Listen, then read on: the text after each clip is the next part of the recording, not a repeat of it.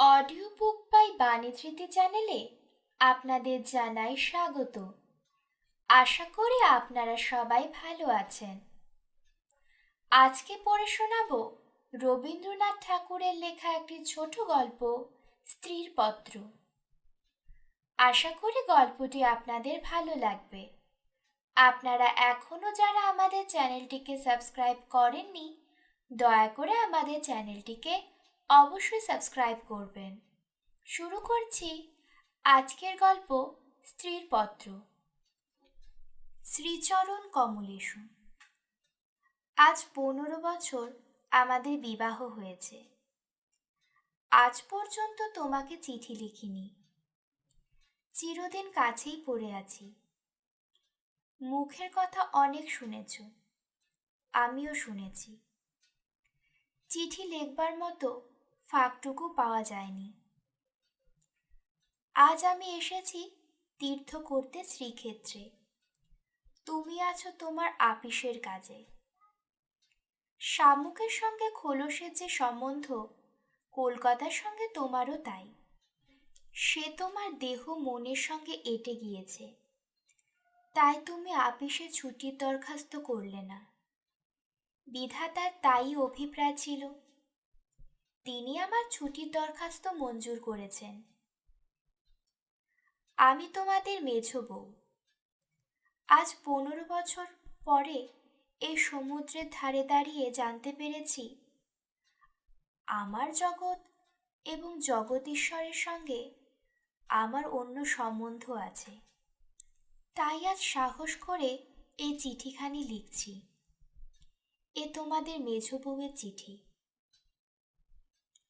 তোমার সঙ্গে আমার সম্বন্ধ কপালে যিনি লিখেছিলেন, তিনি ছাড়া যখন এ সম্ভাবনার কথা আর কেউ জানত না, সেই শিশু বয়সে আমি আর আমার ভাই একসঙ্গে সন্নিপাতে জ্বরে পড়ি। আমার ভাইটি মারা গেল, আমি বেঁচে উঠলুম। পাড়ার সব মেয়েরাই বলতে লাগলো, মৃলান মেয়ে কি না, তাই তো বেঁচে উঠল। বেটা ছেলে হলে কি আর রক্ষে পেত? চুরুবিদ্যেতে জম পাকা, দামি জিনিসের ওপরই তার লোভ। আমার মরণ নেই, সেই কথাটাই ভালো করে বুঝিয়ে বলার জন্য এই চিঠি লিখতে বসেছি। যেদিন তোমার দূরসম্পর্কের মামা তোমার বন্ধু নীরদকে নিয়ে কনে দেখতে এলেন, তখন আমার বয়স 12। দুর্গম পাড়াগাঁয়ে আমাদের বাড়ি। সেখানে দিনের বেলা শেয়াল ডাকে।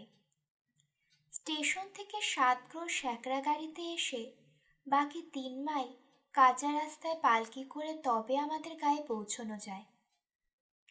সেদিন তোমাদের কি হয়রানি! তার উপরে আমাদের বাঙাল দেশের রান্না।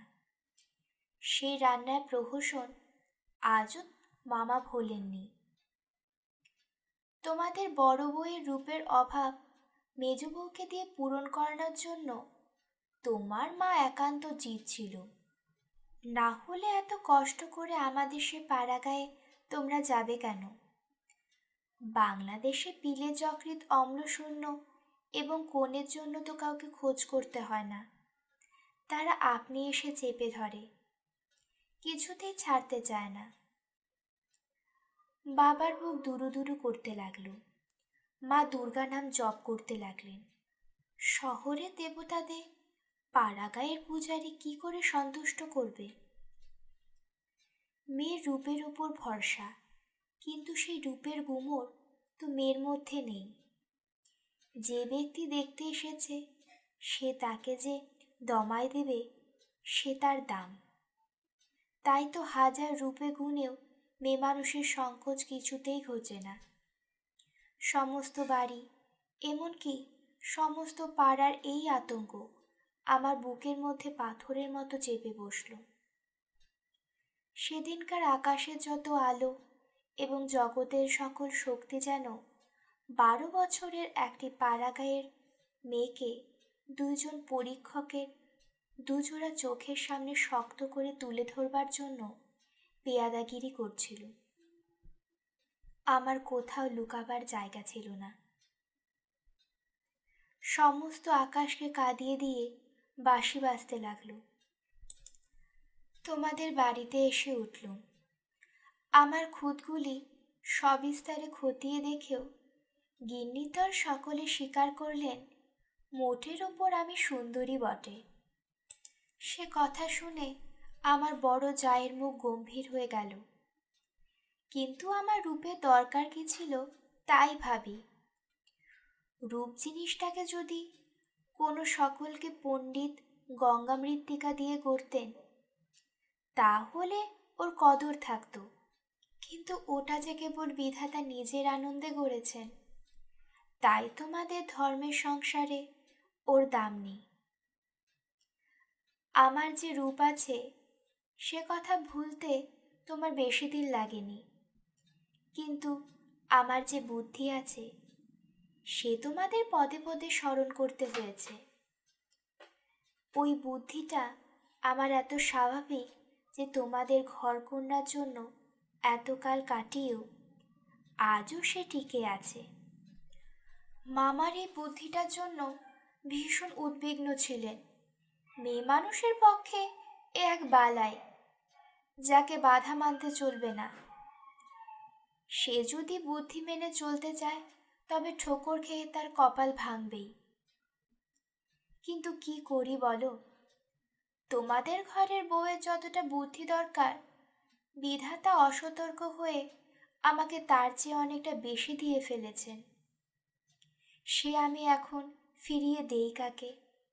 তোমরা আমাকে মেয়ে জ্যাঠা বলে দু গাল দিয়েছ, কটু কথাই হচ্ছে অক্ষমের সান্ত্বনা, অতএব সে আমি ক্ষমা করলুম। আমার একটা জিনিস তোমাদের ঘরকন্যার বাইরে ছিল, সেটাকেও তোমরা জানোনি। আমি লুকিয়ে কবিতা লিখতুম। সে ছাইপাত যাই হোক না, সেখানে তোমাদের অন্দরমহলের বাজিল ওঠেনি, সেখানেই আমার মুক্তি। সেখানে আমি আমার মধ্যে যা কিছু তোমাদের মেঝো বউয়ের বাইরে ছিল সে তোমরা পছন্দ করনি, চিনতেও পারোনি। আমি যে কবি সেই 15 বছরেও তোমাদের কাছে ধরা পড়েনি। তোমাদের ঘরে প্রথম স্মৃতির মধ্যে সবচেয়ে যেটা আমার মনে জেগেছে সে তোমাদের গোয়াল ঘর। অন্দরমহলে সিঁড়িতে উঠবার ঠিক পাশের ঘরেই তোমাদের গরু থাকে। সামনে উঠানটুকু ছাড়া তাদের আর নড়বার জায়গা নেই। সে উঠানের এক কোণে তাদের জাবনা দেবার কাঠের গামলা। সকালে বেহারার নানা কাজ। উপবাসী গরুগুলো ততক্ষণ সেই গামলার ধারগুলো চেটে চেটে চিবিয়ে চিবিয়ে ছোবড়া করে দিত। আমার প্রাণ কাঁদত। আমি পাড়া গাঁয়ের মেয়ে। তোমাদের বাড়িতে যেদিন নতুন এলুম সেদিন সেই 2টি গরু আর 3টি বাছুরই সমস্ত শহরের মধ্যে আমার চিরপরিচিত আত্মীয়ের মতো আমার চোখে ঠেকল। যতদিন নতুন বউ ছিলুম নিজে না খেয়ে লুকিয়ে ওদের খাওয়াতুম। যখন বড় হলুম তখন গরুর প্রতি আমার প্রকাশ্য মমতা লক্ষ্য করে আমার ঠাট্টার সম্পর্কীয়রা আমার গোত্র সম্পর্কে সন্দেহ প্রকাশ করতে লাগল। আমার মেয়েটি জন্ম নিয়ে মারা গেল। আমাকেও সে সঙ্গে যাবার ডাক দিয়েছিল। সে যদি বেঁচে থাকতো তাহলে সেই আমার জীবনের যা কিছু বড়, যা কিছু সত্য সমস্ত এনে দিত। তখন মেঝো বউ থেকে একবারে মা হয়ে বসতুম। মা যে এক সংসারের মধ্যে থেকেও বিশ্ব সংসারের। মা হওয়ার দুঃখটুকু পেলুম, কিন্তু মা হওয়ার মুক্তিটুকু পেলুম না। মনে আছে ইংরেজ ডাক্তার এসে তোমাদের অন্দর দেখে আশ্চর্য হয়েছিল এবং আতুর দেখে বিরক্ত হয়ে বকাবকি করছিল। সদরে তোমাদের একটু বাগান আছে, ঘরে সাজসজ্জার আসবাবের অভাব নেই, আর অন্দরটা যেন পশমের কাজের উল্টো পিঠ। সেদিকে কোনো লজ্জা নেই, স্ত্রী নেই, শয্যা নেই। সেদিকে আলোর মিটমিট করে জ্বলে। হাওয়া চোরের মতো প্রবেশ করে। উঠানের আবর্জনা নড়তে চায় না। দেওয়ালের এবং মেঝের সমস্ত কলঙ্ক অক্ষর হয়ে বিরাজ করে। কিন্তু ডাক্তার একটা ভুল করেছিল। সে ভেবেছিল এটা বুঝি আমাদের অহরহ দুঃখ দেয়। ঠিক উল্টানো অনাদর জিনিসটা ছাইয়ের মতো, যে ছাই আগুনকে ভেতর দিয়ে ভেতরে ভেতরে জমিয়ে রাখে, কিন্তু বাইরে থেকে তার তাপ বুঝতে দেয় না। আত্মসম্মান যখন কমে যায় তখন অনাদরকে তো অন্যায্য বলে মনে হয় না। সেজন্যই তো বেদনা নেই। তাই তো মেয়ে মানুষের দুঃখ বোধ করতেই লজ্জা পায়।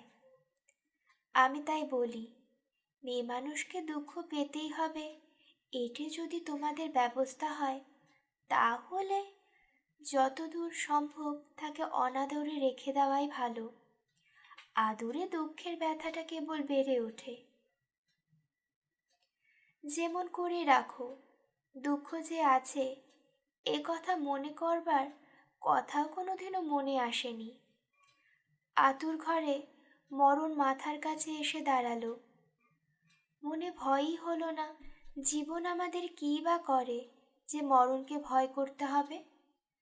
আদরে যত্নে যাদের প্রাণের বাঁধন শক্ত করেছে, মরতে তাদেরই বাঁধে। সেদিন যম যদি আমাকে ধরে টান দিত, তাহলে আলগা মাটি থেকে যেমন অতি সহজে ঘাসের চাপড়া উঠে আসে, সমস্ত শেকড় শুদ্ধ আমি তেমনি করে উঠে আসতুম। বাঙালি মেয়ে তো কথায় মরতে চায়। এমন মরায় বাহাদুরিটা কি? মরতে লজ্জা হয়। আমাদের পক্ষে ওটা এতটাই সহজ। আমার মেয়েটি তো সন্ধ্যা তারার মতো ক্ষণকালে উদয় হয়েই অস্ত গেল। আবার আমার নিত্যকর্ম এবং গরু বাছুর নিয়ে পড়লুম। জীবন তেমনি করেই গড়াতে গড়াতে শেষ পর্যন্ত কেটে যেত। আজকে তোমাকে এই চিঠি লেখার দরকার হতো না, কিন্তু বাতাসে সামান্য একটা বীজ উড়িয়ে নিয়ে এসে পাকা দালানের মধ্যে অসত্য গাছের অঙ্কুর বের করে। শেষকালে সেইটুকু থেকে ইট কাঠের বুক পাঁজর বিদীর্ণ হয়ে যায়। আমার সংসারে পাকা বন্দোবস্তের মাঝখানে ছোট একটুখানি জীবনের কণা কোথা থেকে উড়ে এসে পড়ল, তারপর থেকে ফাটল শুরু হলো। বিধবা মায়ের মৃত্যুর পরে আমার বড় জায়ের বোন বিন্দু তার খুড়তুতো ভাইয়ের অত্যাচারে আমাদের বাড়িতে তার দিদির কাছে এসে যেদিন আশ্রয় নিলে, তোমরা সেদিন বললে এ আবার কোথাকার আপদ। আমার পোড়া স্বভাব, কি করব বলো? দেখলুম তোমরা সকলে মনে মনে বিরক্ত হয়ে উঠেছ। সেই জন্যই এই নিরাশ্রয় মেয়েটির পাশে আমার সমস্ত মন যেন একবারে কোমর বেঁধে দাঁড়ালো। পরের বাড়িতে পরের আচ্ছাদিতে এসে আশ্রয় নেওয়া, সে কত বড় অপমান। দায়ে পড়ে সেও যাকে স্বীকার করতে হলো, তবে কি এক পাশে ঠেলে রাখা যায়? তারপরে দেখলুম আমার বড় জায়ের দশা। তিনি নিতান্ত অদরে পড়ে বোনটিকে নিজের কাছে এনেছে, কিন্তু যখন দেখেছেন স্বামীর অনিচ্ছা, তখন এমনি ভাব করতে লাগলেন যেন এ তার বিষম বালাই, যেন একে দূর করতে পারলে তিনি বাঁচেন। এই অনাথা বোনটিকে মন খুলে প্রকাশ্যে স্নেহ দেখানো, সে সাহস তার হলো না। তিনি পতিব্রতা। তাই এই সংকট দেখে আমার মন আরো ব্যথিত হয়ে উঠল। দেখলুম বড় যা সকলকে একটু বিশেষ করে দেখিয়ে দেখিয়ে বিন্দুর খাওয়া পড়ার এমনি মোটা রকমের ব্যবস্থা করলেন, এবং বাড়ির সর্বপ্রকার দাসী ব্যক্তিতে এমন করে নিযুক্ত করল যে আমার কেবল দুঃখ নয়, লজ্জা হলো। তিনি সকলের কাছে প্রমাণ করার জন্য ব্যস্ত যে আমাদের সংসারে ফাঁকি দিয়ে বিন্দুর ভারী সুবিধা পাওয়া গেছে। ও কাজ দেয় বিস্তর, অথচ খরচ হিসাবে বেজায় সস্তা। তোমাদের বড় জায়ের বাপের বংশে কুল ছাড়া আর বড় কিছু ছিল না, রূপও না, টাকাও না। আমার শ্বশুরের হাতে পায়ে ধরে কেমন করে তাকে ঘরে তার বিবাহ হলো সে তো সমস্তই জানা। তিনি নিজের বিবাহটাকে এ বংশের প্রতি বিষম একটা অপরাধ বলেই চিরকাল মনে জেনেছেন। সেজন্য সকল বিষয়ে নিজেকে যতদূর সম্ভব সংকুচিত করে তোমাদের ঘরে তিনি অতি অল্প জায়গা জুড়ে থাকতেন। কিন্তু তার এই সাধু দৃষ্টান্তে আমাদের বড় মুশকিল হয়েছে। আমি সকল দিকে আপনাকে এত সম্ভব খাটো করতে পারিনি। আমি যেটাকে ভালো বলে বুঝি আর কারো খাতিরে সেটাকে মন্দ বলে মেনে নেওয়া আমার কর্ম নয়। তুমি তার অনেক প্রমাণ পেয়েছ। বিন্দুকে আমি আমার ঘরে টেনে নিলুম। দিদি বললেন, মেজবেও গরিবের ঘরের মেয়ের মাথাটি খেতে বসলেন। আমি যেন একটা বিপদ ঘটালুম এমনিভাবে তিনি সকলের কাছে নালিশ করে বেড়ালেন। কিন্তু আমি নিশ্চয়ই জানি তিনি মনে মনে বেঁচে গেলেন। এখন দোষের বোঝা আমার ওপরেই পড়ল। তিনি বোনকে নিজে যে স্নেহ দেখাতে পারতেন না, আমাকে দিয়ে সে স্নেহটুকু করিয়ে নিয়ে তার মনটা হালকা হলো। আমার বড় যা বিন্দুর বয়স থেকে 2-4টে অঙ্ক বাদ দিতে চেষ্টা করলেন, কিন্তু তার বয়স যে 14-র চেয়ে কম ছিল না। এ কথা লুকিয়ে বললে অন্যায় হতো না। তুমি তো জানো সে দেখতে এতটাই মন্দ ছিল যে পড়ে গিয়ে সে যদি মাথা ভাঙত তবে ঘরের মেঝের জন্যই লোকে উদ্বিগ্ন হতো। কাজেই পিতামাতার অভাবে কেউ তাকে বিয়ে দেবার ছিল না, এবং তাকে বিয়ে করবার মতো মনের জোর বা কজন লোকের ছিল। বিন্দু বড় ভয়ে ভয়ে আমার কাছে এলো, যেন আমার গায়ে তার ছোঁয়াচ লাগলে আমি সইতে পারবো না। বিশ্ব সংসারে যেন তার জন্মাবার কোনো শর্ত ছিল না। তাই সে কেবলই পাশ কাটিয়ে চোখ এড়িয়ে চলত। তার বাপের বাড়িতে তার খুড়তুতো ভাইরা তাকে এমন একটু কোনো ছেড়ে দিতে চায়নি যে কোনো একটা অনাবশ্যক জিনিস পড়ে থাকতে পারে। অনাবশ্যক আবর্জনা ঘরের আশেপাশে অনায়াসে স্থান পায়, কেননা মানুষ তাকে ভুলে যায়। কিন্তু অনাবশ্যক মেয়ে মানুষ যে একে অনাবশ্যক, আবার তার উপরে তাকে ভোলাও শক্ত, সেজন্য আস্থা করেও তার স্থান নেই। অথচ বিন্দুর খুড়তুতো ভাইরা যে জগতে পরম আবশ্যক পদার্থ তা বলারও জো নেই, কিন্তু তারা বেশ আছে। তাই বিন্দুকে যখন আমার ঘরে ডেকে আনলুম, তার বুকের মধ্যে কাঁপতে লাগলো। তার ভয় দেখে আমার বড় দুঃখ হলো। আমার ঘরে যে তার একটুখানি জায়গা আছে সে কথাটি আমি অনেক আদর করে তাকে বুঝিয়ে দিলুম। কিন্তু আমার ঘর তো শুধু আমারই ঘর নয়, কাজেই আমার কাজটি সহজ হলো না। 2-4 দিন আমার কাছে থেকে তার গায়ে লাল লাল কি উঠল। হয়তো সে ঘামাচি, নয়তো আর কিছু হবে। তোমরা বললে বসন্ত, কেননা ও যে বিন্দু। তোমাদের পাড়ার এক আনাড়ি ডাক্তার এসে বললে আর 2-1 দিন না গেলে ঠিক বলা যায় না। কিন্তু সে 2-1 দিন সবুর সইবে কে? বিন্দু তো ব্যামোর লজ্জাতেই মরবার জো হলো। আমি বললুম, বসন্ত হয়তো হোক, আমি আমাদের সেই আতুর ঘরে ওকে নিয়ে থাকব, আর কাউকে কিছু করতে হবে না। এই নিয়ে আমার উপরে তোমরা কত সকলে মার মূর্তি ধরলে। এমনকি বিন্দুর দিদিও যখন অত্যন্ত বিরক্তির ভান করে পোড়া কপলি মেয়েটাকে হাসপাতালে পাঠাবার প্রস্তাব করেছেন। এমন সময় ওর গা থেকে সমস্ত লাল দাগ একদম মিলিয়ে গেল। তোমরা দেখি তাতে আরো ব্যস্ত হয়ে উঠলে, বললে নিশ্চয়ই বসন্ত বসে গিয়েছে, কেননা ও যে বিন্দু। অনাদরে মানুষ হবার একটা মস্ত গুণ, শরীরটাকে তাতে একেবারে অজর অমর করে তোলে। ব্যামো হতেই চায় না, মরবার সদর রাস্তাগুলো একেবারেই বন্ধ।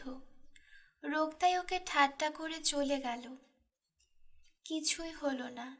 কিন্তু এটা বেশ বোঝা গেল, পৃথিবীর মধ্যে সবচেয়ে অনিশ্চিতকর মানুষকে আশ্রয় দেওয়াই সবচেয়ে কঠিন। আশ্রয়ের দরকার যত বেশি, আশ্রয়ের বাধাও তার তেমনি বিষম। আমার সম্বন্ধে বিন্দুর ভয় যখন ভাঙল, তখন ওকে আরেক গোয়ার ধরল। আমাকে এমনি ভালোবাসতে শুরু করলে যে আমাকে ভয় ধরিয়ে দিলে। ভালোবাসার এমন মূর্তি সংসারে তো কোনোদিন দেখিনি। বইতে পড়েছি বটে, সেও মেয়ে পুরুষের মধ্যে। আমার যে রূপ ছিল, সে কথা আমার মনে পড়বার কোনো কারণ ঘটেনি বহুদিন। এতদিন পরে সেই রূপটা নিয়ে পড়ল এই কুশ্রী মেয়েটি। আমার মুখ দেখে তার চোখের আশ আর মিটত না। বলতো, দিদি, তোমার এই মুখখানি আমি ছাড়া আর কেউ দেখতে পায়নি। যেদিন আমি চুল নিয়ে বসতুম, সেদিন তার ভারী অভিমান। আমার চুলের বোঝা দুহাত দিয়ে নাড়তে চাড়তে তার ভারী ভালো লাগতো। কোথাও নেমন্ত্রণে যাওয়া ছাড়া আমার সাজগোজ করার তো দরকার ছিল না। কিন্তু বিন্দু আমাকে অস্থির করে রোজই কিছু না কিছু সাজ করাতো। মেয়েটা আমাকে নিয়ে একেবারে পাগল হয়ে উঠল। তোমাদের অন্দরমহলে কোথাও জমি 1 ছটাক নেই। উত্তরে প্রাচীরের গায়ে নর্দমার ধারে কোনো গতিকে একটা গাব গাছ জন্মেছে। যেদিন দেখতুম সেই গাব গাছের নতুন পাতাগুলি রাঙা টকটকে হয়ে উঠেছে, সেদিন জানতুম ধরাতলে বসন্ত এসেছে বটে। আমার ঘরকন্নার মধ্যে অনাদৃষ্ট মেয়েটার চিত্ত যেদিন আগাগোড়া এমন রঙিন হয়ে উঠল, সেদিন আমি বুঝলুম হৃদয়ের জগতেও একটা বসন্তের হাওয়া লেগেছে। সে কোন স্বর্গ থেকে আসে, গলির মোড় থেকে আসে না। বিন্দুর ভালোবাসার দুঃসহ বেগ আমাকে অস্থির করে তুলেছিল। একবার আমার তার উপর রাগ হতো, কথাটা স্বীকার করি। কিন্তু তার এই ভালোবাসার ভেতর দিয়ে আমি আপনার এক স্বরূপ দেখলুম, যা আমি জীবনে আর কোনো দিনও দেখিনি। সেই আমার মুক্ত স্বরূপ। এদিকে বিন্দুর মতো মেয়েকে আমি যে এতটা আদর যত্ন করি, এ তোমাদের অত্যন্ত বাড়াবাড়ি বলে ঠেকল। এর জন্য খুদ খুদ খিটমিটের অন্ত ছিল না। যেদিন আমার ঘর থেকে বাজুবন্ধ চুরি গেল, সেদিন সে চুরিতে বিন্দুর যে কোনো রকমের হাত ছিল, এ কথার আভাস দিতে তোমাদের লজ্জা হলো না। যখন স্বদেশী হামলার লোকের বাড়ি তল্লাশি হতে লাগলো, তখন তোমরা অনায়াসে সন্দেহ করে বসলে যে বিন্দুরা পুলিশের পোষা মেয়ে চর। তার আর কোনো প্রমাণ ছিল না, কেবল এই প্রমাণ ও বিন্দু। তোমাদের বাড়ির দাসীরা ওর কোনো রকম কাজ করতে আপত্তি করত। তাদের কাউকে ওর কাজ করাবার ফরমাশ করলে ও মেয়েটা একেবারে সংকোচে যেন আড়ষ্ট হয়ে উঠত। এই সকল কারণে ওর জন্য আমার খরচ বেড়ে গেল। আমি বিশেষ করে একজন আলাদা দাসী রাখলুম। সেটা তোমাদের ভালো লাগেনি। বিন্দুকে আমি যে কাপড় পরতে দিতুম, তা দেখে এত রাগ করেছিলে যে আমার হাত খরচের টাকা বন্ধ করে দিলে। তারপর দিন থেকে আমি 5 শিকে দামের জোড়া মোটা কোরা কলের ধুতি পরতে আরম্ভ করে দিলুম। আর মতির মা যখন আমার এঁটো ভাতের থালা নিয়ে যেতে এলো, তাকে বারণ করলুম। আমি নিজে উঠোনের কলতলায় গিয়ে এঁটো ভাত বাছুরকে খাইয়ে বাসন মাজছি। একদিন হঠাৎ সে দৃশ্যটি দেখে তুমি খুব খুশিও হওনি। আমাকে খুশি না করলেও চলে, আর তোমাদের খুশি না করলেই নয়। এই সুবুদ্ধিটা আজ পর্যন্ত আমার ঘটে এলো না। এদিকে তোমাদের রাগও যেমন বেড়ে উঠছে, বিন্দুর বয়সও তেমনি বেড়ে চলেছে। সে স্বাভাবিক ব্যাপারে তোমরা অস্বাভাবিক রকমের বিরক্ত হয়ে উঠেছিলে। একটা কথা মনে করে আমি আশ্চর্য হই, তোমরা জোর করে কেন বিন্দুকে আমাদের বাড়ি থেকে বিদায় করে দাওনি? আমি বেশ বুঝি, তোমরা আমাকে মনে মনে ভয় করো। বিধাতা যে আমাকে বুদ্ধি দিয়েছেন, ভেতরে ভেতরে তার খাতির না করে তোমরা বাঁচো না। অবশেষে বিন্দুকে নিজের শক্তিতে বিদায় করতে না পেরে তোমরা প্রজাপতি দেবতার শরণাপন্ন হলে। বিন্দুর বর ঠিক হলো। বড় যা বললেন বাঁচলুম। মা কালী আমাদের বংশের মুখ রক্ষা করেছেন। বর কেমন তা জানি নে, তোমাদের কাছে শুনলুম সকল বিষয়েই ভালো। বিন্দু আমার পা জড়িয়ে ধরে কাঁদতে লাগলো। বললে, দিদি আমার আবার বিয়ে আর কেন? আমি তাকে অনেক বুঝিয়ে বললুম, বিন্দু তুই ভয় করিস নে, শুনেছি তোর বর ভালো। বিন্দু বললে, বর যদি ভালো হয় আমার কি আছে যে আমাকে তার পছন্দ হবে? বরপক্ষরা বিন্দুকে তো দেখতে আসবার নামও করলে না। বরদিদি তাতে বড় নিশ্চিন্ত হলেন। কিন্তু দিন রাতে বিন্দুর কান্না আর থামতে চায় না। সে তার কি কষ্ট সে আমি জানি। বিন্দুর জন্য আমি সংসারে অনেক লড়াই করেছি, কিন্তু ওর বিবাহ বন্ধ হোক এ কথা বলবার আমার সাহস হলো না। কিসের জোরেই বা বলবো? আমি যদি মারা যাই তো ওর কি দশা হবে? একে তো মেয়ে, তাতে কালো মেয়ে, কার ঘরে চলল ওর কি দশা হবে সে কথা না ভাবাই ভালো। ভাবতে গেলে প্রাণ কেঁপে ওঠে। বিন্দু বললে, দিদি বিয়ের আর 5 দিন আছে, এর মধ্যে আমার মরণ হবে নাকি? আমি বিন্দুকে খুব ধমকে দিলুম, কিন্তু অন্তর্যামী জানেন যদি কোনো সহজভাবে বিন্দুর মৃত্যু হতে পারত তাহলে আমি আরাম বোধ করতুম। বিবাহের আগের দিন বিন্দু তার দিদিকে গিয়ে বললে, দিদি আমি তোমাদের গোয়াল ঘরে পড়ে থাকব, আমাকে যা বলবে তাই করব, তোমার পায়ে পড়ি, আমাকে এমন করে ফেলে দিও না। কিছুকাল থেকে লুকিয়ে লুকিয়ে দিদির চোখ দিয়ে জল পড়ছিল। সেদিনও পড়ল, কিন্তু শুধু হৃদয় তো নয়, শাস্ত্রও আছে। তিনি বললেন, জানিস তো দিব্যপতির হচ্ছে স্ত্রীলোকের গতির মুক্তির সব। কপালে যদি দুঃখ থাকে তো কেউ খণ্ডাতে পারবে না। আসল কথা হচ্ছে কোনো দিকে কোনো রাস্তা নেই, বিন্দুকে বিবাহ করতেই হবে। তারপরে যা হয় তো হোক।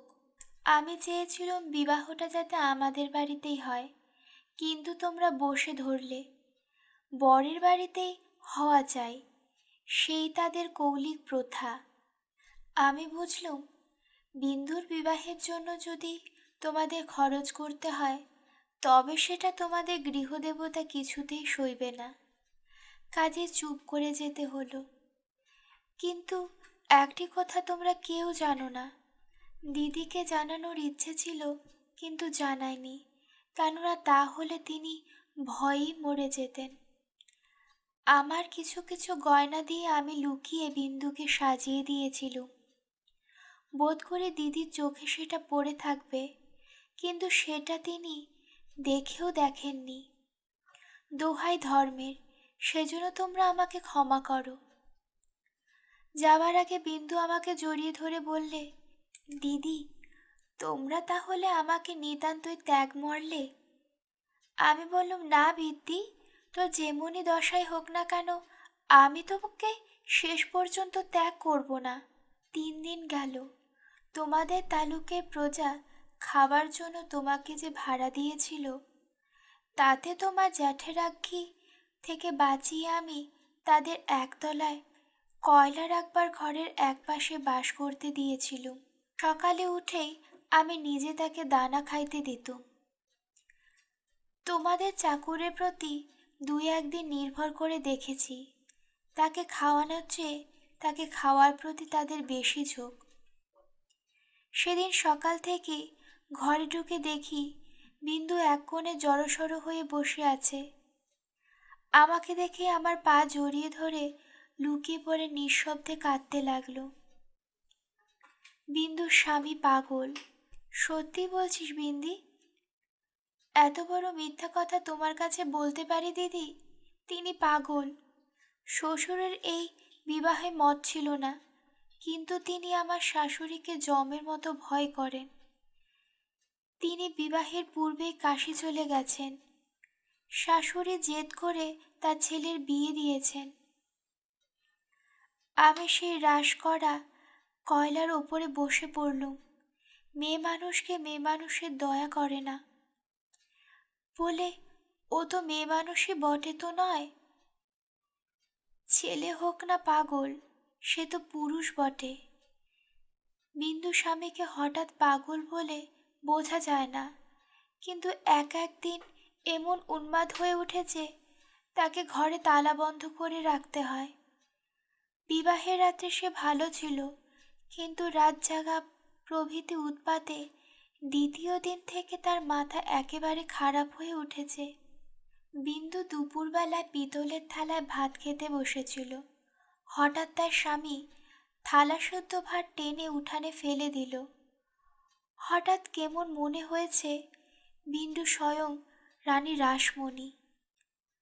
বেহারাটা নিশ্চয় সোনার থালা চুরি করে রানীকে তার নিজের থালায় ভাত খেতে দিয়েছে, তাই এত রাগ। বিন্দু তো ভয়ে মরে গেল। তৃতীয় রাত্রে শাশুড়ি তাকে যখন স্বামীর ঘরে শুতে বলল, বিন্দুর প্রাণ শুকিয়ে গেল। শাশুড়ি তার প্রচণ্ড রাগ লেশচান থাকে না, সেও পাগল, কিন্তু পুরো নয় বলে আরও ভয়ানক। বিন্দুকে ঘরে ঢুকতেই হলো। স্বামী রাতে ঠান্ডা ছিল, কিন্তু ভয়ে বিন্দুর শরীর কাঠ হয়ে গেল। স্বামী যখন ঘুমিয়েছেন, অনেক রাতে সে অনেক কৌশলে পালিয়ে চলে এসেছে। তার বিস্তার বিবরণ লেখার দরকার নেই। ঘৃণায় রাগে আমার সকল শরীর জ্বলতে লাগলো। আমি বললুম, এমন ফাঁকির বিয়ে বিয়েই নয়। বিন্দু, তুই যেমন ছিলি তেমনি আমার কাছে থাক, দেখি তোকে কে নিয়ে যেতে পারে।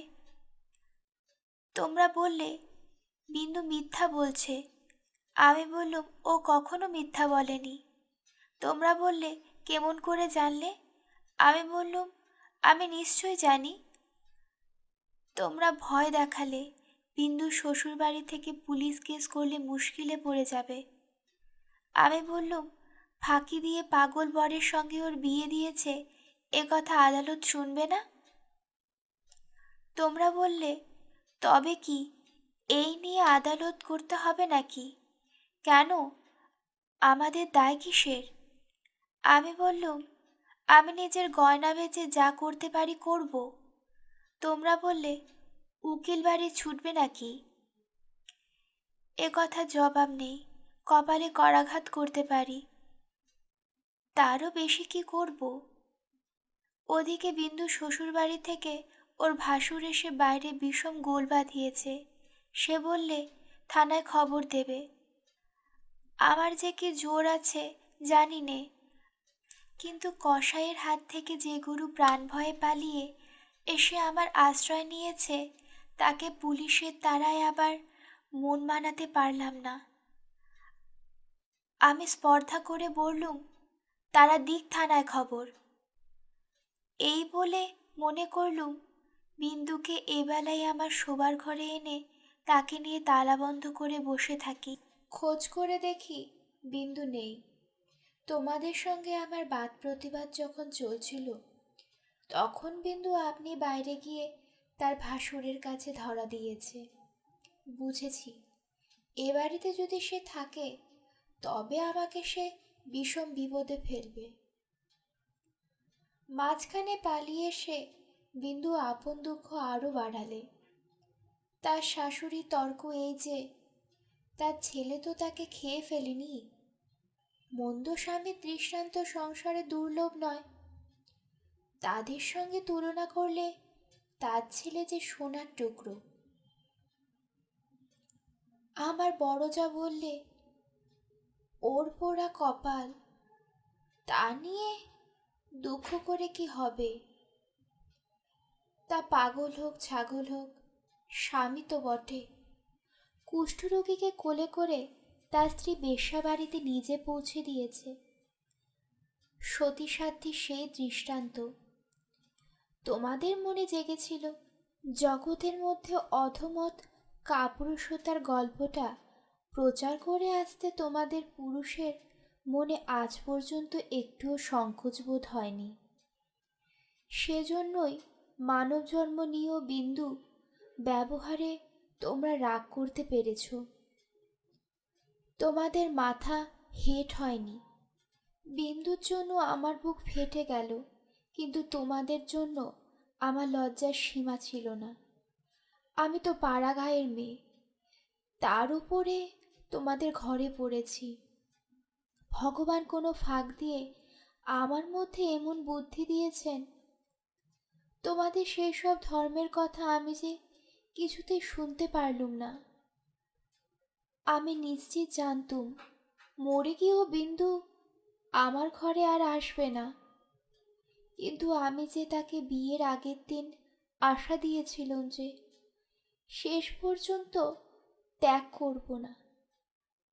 আমার ছোট ভাই শরৎ কলকাতার কলেজে পড়ছিল।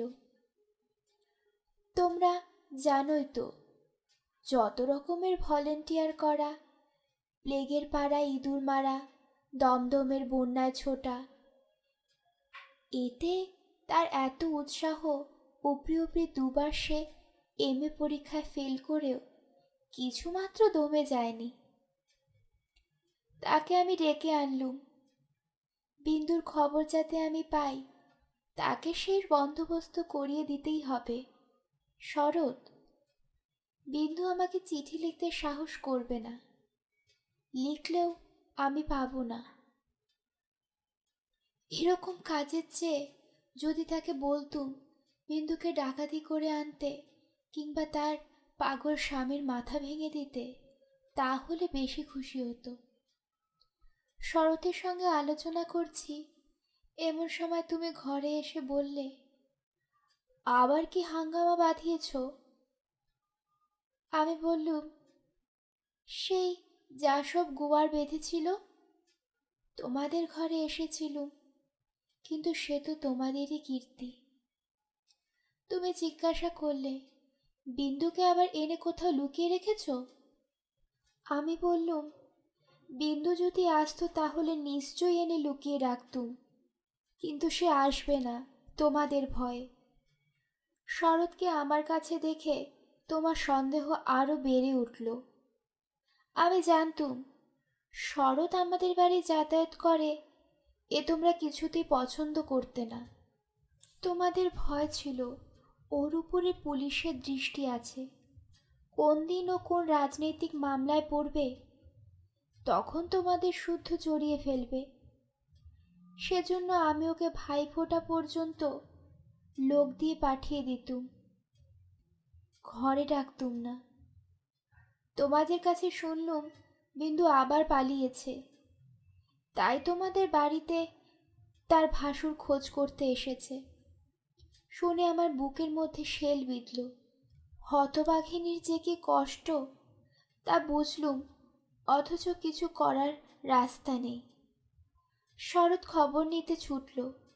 সন্ধ্যার মধ্যে ফিরে এসে আমাকে বলল, বিন্দু তার খুড়তুতো ভাইয়ের বাড়িতে গিয়েছিল, কিন্তু তারা তুমুল রাগ করে তখনই আবার তাকে শ্বশুর বাড়ি পাঠিয়ে দিয়েছে। এর জন্য তাদের খোসারত গাড়ি ভাড়া দণ্ড যা ঘটেছে তার ভাঁজ এখনো তাদের মন থেকে মরেনি। তোমাদের খুড়িমা শ্রীক্ষেত্রে তীর্থ করতে যাবেন বলে তোমাদের বাড়িতে এসে উঠেছেন। আমি তোমাদের বললুম আমিও যাব। আমার হঠাৎ এমন ধর্মে মন হয়েছে দেখে তোমরা এত খুশি হয়ে উঠলে যে কিছুমাত্র আপত্তি করলে না। এ কথা মনে ছিল যে এখন যদি কলকাতায় থাকি তবে আবার কোন দিন বিন্দুকে নিয়ে ফ্যাসাদ বাঁধিয়ে বসবো, আমাকে নিয়ে বিষম ল্যাটা। বুধবার আমাদের যাবার দিন, রবিবারে সমস্ত ঠিক হলো। আমি শরৎকে ডেকে বললুম যেমন করে হোক বিন্দুকে বুধবারে পুরী যাবার গাড়িতে তুলে দিতে হবে। শরতের মুখ প্রসন্ন হয়ে উঠল। সে বলল, ভয় নেই দিদি, আমি তাকে গাড়িতে তুলে দিয়ে পুরী পর্যন্ত চলে যাব, ফাঁকি দিয়ে জগন্নাথ দেখা হয়ে যাবে। সেদিন সন্ধ্যার সময় শরৎ আবার এলো। তার মুখ দেখে আমার বুক দমে গেল। আমি বললুম, কি শরৎ, অসুবিধা হলো বুঝি? সে বলল, না। আমি বললুম, রাজি করাতে পারলি নে? সে বললে, আর দরকার নেই। কাল রাত্রির এসে কাপড়ে আগুন ধরিয়ে আত্মহত্যা করে মরেছে। বাড়িতে যে ভাইপোটার সঙ্গে ভাব করেছিল তার কাছ থেকেই খবর পেলুম তোমার নামে সে একটা চিঠি রেখে গিয়েছিল, কিন্তু চিঠি ওরা নষ্ট করেছে। যাক, শান্তি হলো। দেশসুদ্ধ লোক চটে উঠল, বলতে লাগলো মেয়েদের কাপড়ে আগুন লাগিয়ে মরা একটা ফ্যাশন হয়েছে। তোমরা বললে এ সমস্ত নাটক করা। তা হবে, কিন্তু নাটকের তামাশা কেবল বাঙালি মেয়েদের ওপর দিয়ে কেন হয়, আর বাঙালি বীর পুরুষদের কোচার উপর দিয়ে কেন হয় না, সেটাও তো ভেবে দেখা উচিত। বিন্দিটা এমনই পোড়া কপাল বটে। যতদিন বেঁচে ছিল রূপে গুণে কোনো কিছু যশ পায়নি। মরবার বেলায়ও একটু ভেবেচিন্তে এমন একটা নতুন ধরনের মরতে যাবে, দেশশুদ্ধ পুরুষরা খুশি হয়ে হাততালি দেবে, তাও তার ঘটে এলো না। মরল লোককে চটিয়ে দিয়ে।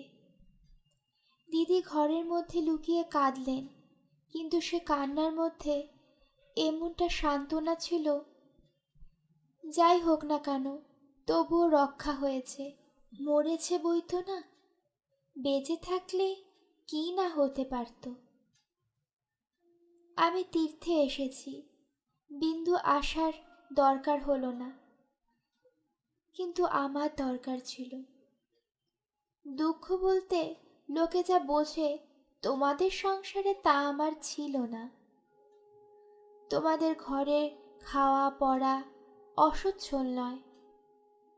তোমার দাদার চরিত্র যেমন হোক, তোমার চরিত্রে এমন কোনো দোষ নেই যাতে বিধাতা মন্দ বলতে পারে।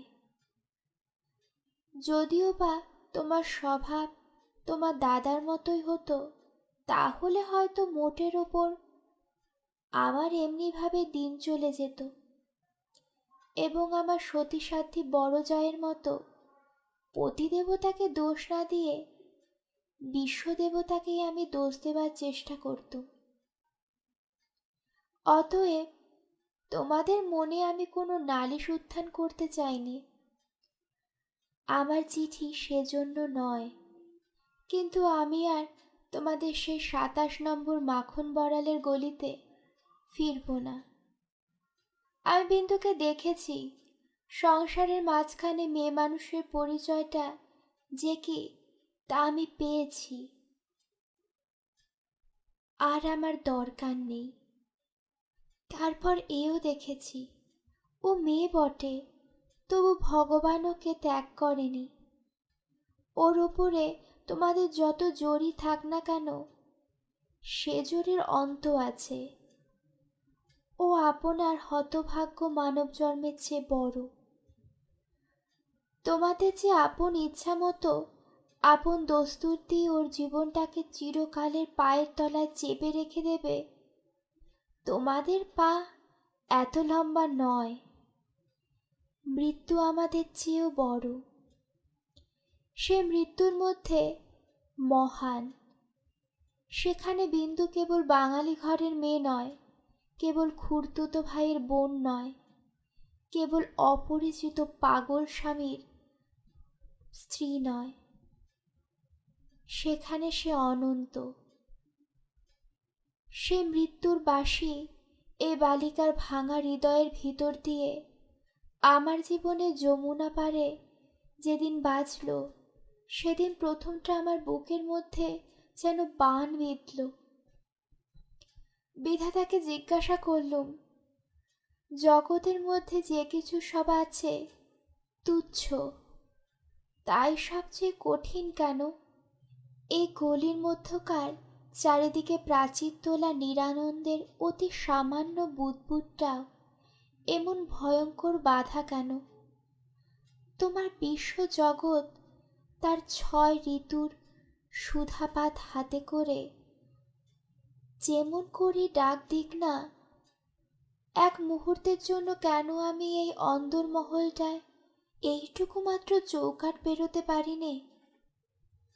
তোমার এমন ভুবনে আমার এমন জীবন নিয়ে কেন এই তুচ্ছ ইট কাঠের আড়ালের মধ্যে আমাকে তিলে তিলে মরতেই হবে? কত তুচ্ছ আমার এই প্রতিদিনের জীবনযাত্রা, কত তুচ্ছ এর সমস্ত বাধা নিয়ম, বাধা অভ্যাস, বাধা বুলি, এর সমস্ত বাধা মার। কিন্তু শেষ পর্যন্ত সমস্ত দীনতার নাগপাশ বন্ধনেই হবে জিত। আর হার হলো তোমার নিজের সৃষ্টির ওই আনন্দ লোকেদের। কিন্তু মৃত্যুর বাসি বাজতে লাগলো। কোথায় রে রাজমিস্ত্রির গড়া দেওয়াল? কোথায় রে তোমাদের ঘরোয়া আইন দিয়ে গড়া কাটার বেড়া? কোনো দুঃখের কোনো অপমানে মানুষকে বন্দি করে রেখে দিতে পারে? ওই তো মৃত্যুর হাতে জীবনের জয় পতাকা উড়ছে। ওরে মেজ বউ, ভয় নেই তোর। তোর মেজ বউয়ের খোলস ছিন্ন হতে এক নিমেষও লাগে না। তোমাদের গলিকে আর আমি ভয় করি নে। আমার সম্মুখে আজ নীল সমুদ্র, মাথার উপর উঠছে আষাঢ়ের মেঘপুঞ্জ। তোমাদের অভ্যাসে অন্ধকারে আমাকে ঠেলে রেখে দিয়েছিলে। ক্ষণকালের জন্য বিন্দু এসে সেই আবরণকে ছিদ্র করে দিয়ে আমাকে রেখে দিয়েছে। সেই মেয়েটা তার আপন মৃত্যু দিয়ে আবরণখানা আলগা করে দিয়ে গেল।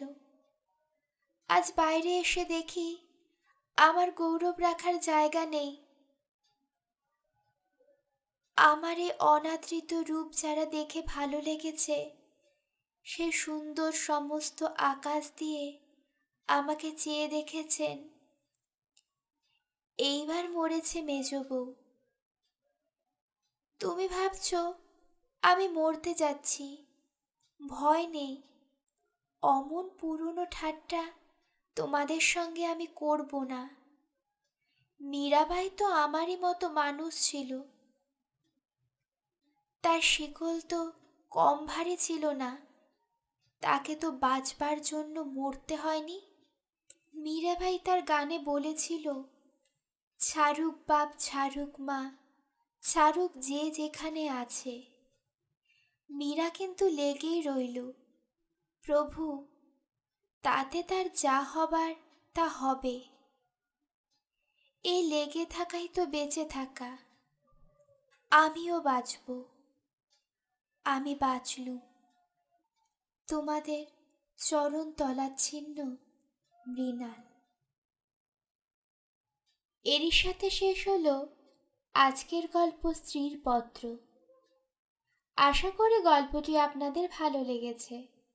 গল্প ভালো লাগলে অবশ্যই আমাদের চ্যানেলটিকে সাবস্ক্রাইব করে আমাদের পাশে থাকবেন।